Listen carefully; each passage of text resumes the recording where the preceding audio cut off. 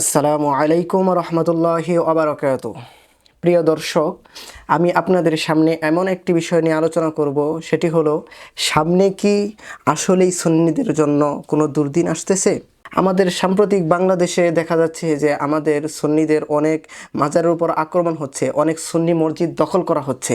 তো এ থেকে অনেক সুন্নি ওলামায়ে কেরাম আশঙ্কা করছে যে সামনে মনে হয় সুন্নিদের উপর কোনো দুর্দিন আসছে। কিন্তু আমি বলতে চাই যে আসলেই সুন্নিদের জন্য কোনো দুর্দিন নয়। কেন সুন্নিদের জন্য কেন দুর্দিন থাকবে, যেখানে আল্লাহ পাক রব্বুল আলামিন পবিত্র কোরআনের মধ্যে বলেছেন, ওয়া মিম্মান খলাকনা উম্মাতুন ইয়াহদুনা বিল হাক্কি ওয়া বিহি ইয়াদিলুন। আমি এমন একটি সম্প্রদায় আমি সৃষ্টি করেছি যারা নাকি সবসময় সত্যের পথে পথ প্রদর্শন করে, ন্যায়ের পথে পথ প্রদর্শন করে, ওয়া বিহি ইয়াদিলুন, এবং তারা ন্যায়পরায়ণতা অবলম্বন করে।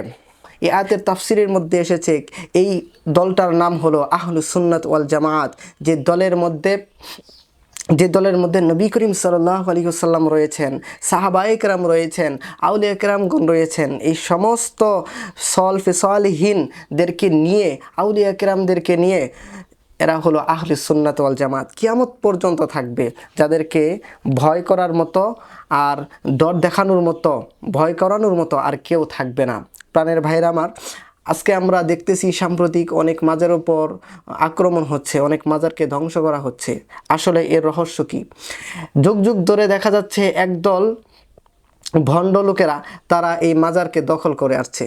তারা মাজারকে দখল করে মাজারকে নেশাখানায় পরিণত করেছে, গানের আড্ডাখানায় পরিণত করেছে, এবং সেই মাজারকে বিভিন্নভাবে তারা কলঙ্কিত করেছে। নর্তকীদের নাচ দিয়ে তারা কলঙ্কিত করেছে, উরসল নামে বিভিন্নভাবে তারা ভণ্ডামি করেছে। আর সেই কারণে আজকে দেখা যাচ্ছে একদল মানুষ তারা মাজারের উপর আক্রমণ করছে। এটা বলা যায় যে আপনার নখের উপরে নখ যদি বেড়ে যায়, আপনার হাতের নখ যদি বেড়ে যায়, তাহলে আপনি মরা নখটুকুই আপনি কাটবেন, কিন্তু আপনি এই পুরো আঙ্গুলটাই আপনি কেটে ফেলবেন না। আপনার মাথার চুল বড় হয়েছে, আপনি মাথার চুলকে খাটো করবেন, কিন্তু মাথা তো কেটে ফেলে দিতে পারেন না। এটা তো কোনো জ্ঞানীদের কাজ না।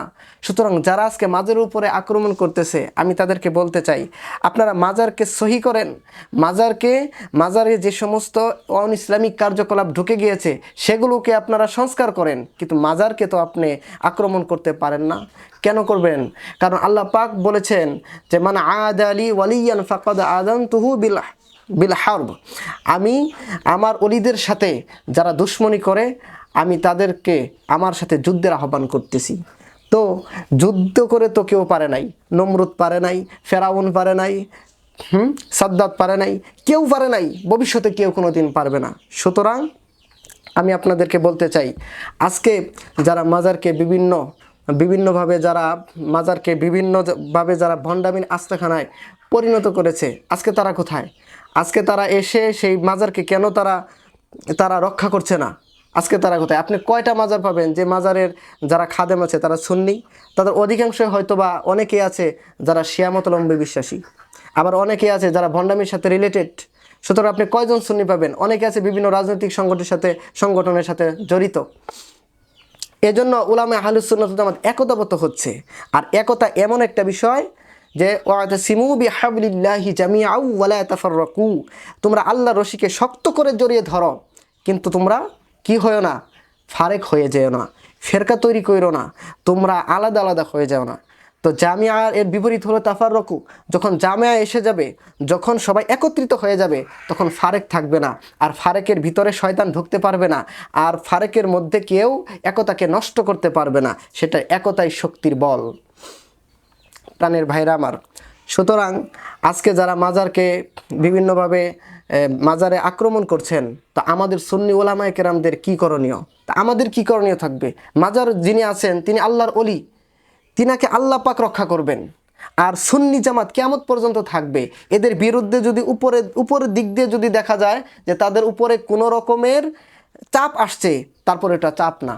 কারণ যেখানে আল্লাহর পবিত্র কোরআন বলে দিয়েছে, হাদিসের মধ্যে স্পষ্ট ইরশাদ হয়েছে, কিয়ামত পর্যন্ত এই দলের কেউ কোনো ক্ষতি করতে পারবে না। সুতরাং যারা মাজারের উপর আক্রমণ করছে, তারা কোনো সময় ভাববেন না যে আপনার সুন্নি জামাতের কোনো ক্ষতি করতে পারবেন, কোনো দিনই পারবেন না। কারণ সুন্নি জামাত একত্রিত হচ্ছে, এক হয়ে যাচ্ছে, তারা আর ফারেক থাকবে না।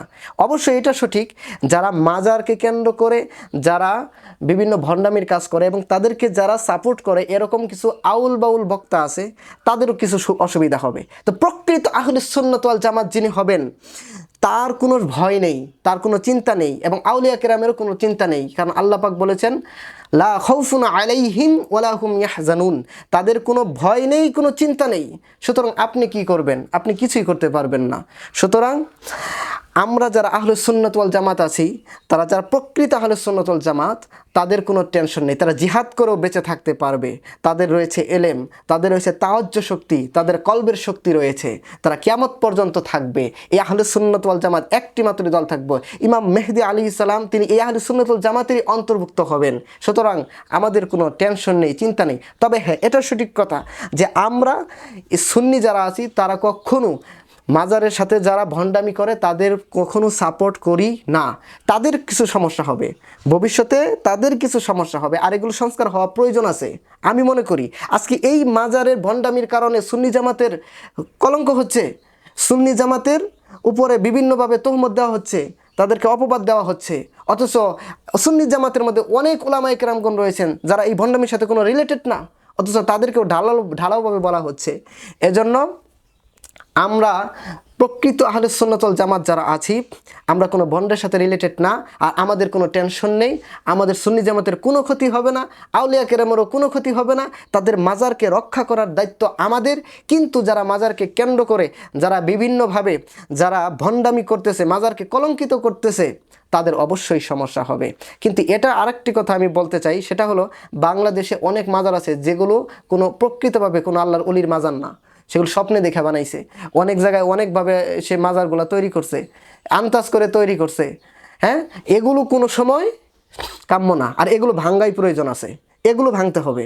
কারণ স্বপ্নে দেখে আপনি মাজার বানাইছেন না, এরকম হবে না। হ্যাঁ, যদি সমস্ত উম্মতের মাঝে ইজমা হয় একজন আল্লাহর ওলি সম্পর্কে, তিনি যদি কোনোভাবে সেটাকে সাপোর্ট করে, যে তিনি যদি সেটাকে কোনোভাবে স্বপ্নে দেখে তৈরি করে, সেটা ভিন্ন কথা। কিন্তু মাজার কখনো স্বাভাবিকভাবে কখনো স্বপ্নে দেখে তৈরি হয় না। মাজার তৈরি হয় আল্লাহর ওলিদের জিয়ারতের স্থান। এখন মাজার স্বাভাবিক কোনো মানুষের তৈরি হয় না, এটা যারা বান্দা থেকে বন্ধু হয়ে গেছে তাদেরই তো মাজার তৈরি হয়। মাজারকে পবিত্র রাখুন, মাজারকে ধরে রাখুন, কিন্তু মাজারকে ভণ্ডামি করবেন না। আর যারা ভণ্ডামি করে তাদেরই দুর্দিন আসতেছে, সুন্নিদের না। প্রকৃত সুন্নিদের সাথে ভণ্ডের কোনো সম্পর্ক নাই। আল্লাহ পাক আমাদের সকলকে বুঝশক্তি দান করুক, আমিন।